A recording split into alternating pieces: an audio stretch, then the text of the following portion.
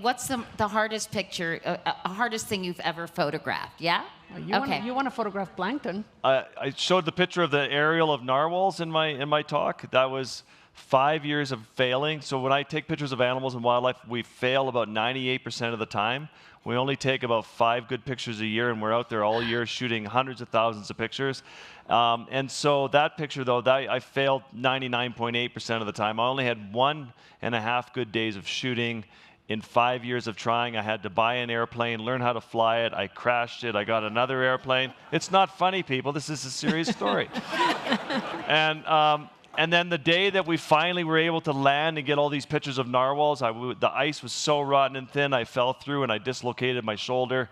And it took my assistant an hour and a half to reset it because everything was so cold. But that ended up going into National Geographic. So I love it when people write me on Instagram, like, love your clicks, nice snap. I just want to travel the world and take pictures like you. I'm like, yeah, you have no idea. But it's part of the journey, and we love it. But and Cristina, for every picture we have, we could do a long talk about the challenges of making those images. What was the most challenging photo you've Oh my ever God, taken? the good ones are rare. I think the story that we did with the southern right whales was really difficult because, first of all, it's in a place where there's a lot of great white sharks, so you have to be watching your back all the time.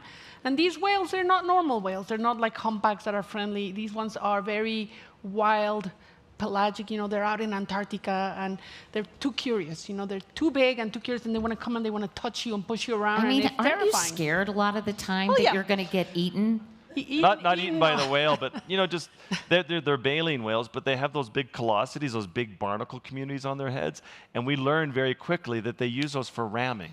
And so they play with dolphins and stuff, but they see us inept creatures in the water. And I had this juvenile, which is still 80,000 pounds and 40 feet long, I was free diving. I went down to 30 feet towards the bottom, and it just came up to me and just hit me so hard, and it's tried to shove me into the sand, and I'm trying to go up and get a breath of air. I have this on the drone, and I'm like, oh. We can't show the footage because it looks like harassment, although I tried to press charges against the whale for harassment, but because we were just sitting there, and he just came out of nowhere and for fun, and I think More than once, they came in and touched us and pushed us around. And Cristina had a mother come by and try and sort of hit her in the head with her tail, which is 22 feet wide. It's the first time in our lives, that we both went, it's time to get out of the water. Out.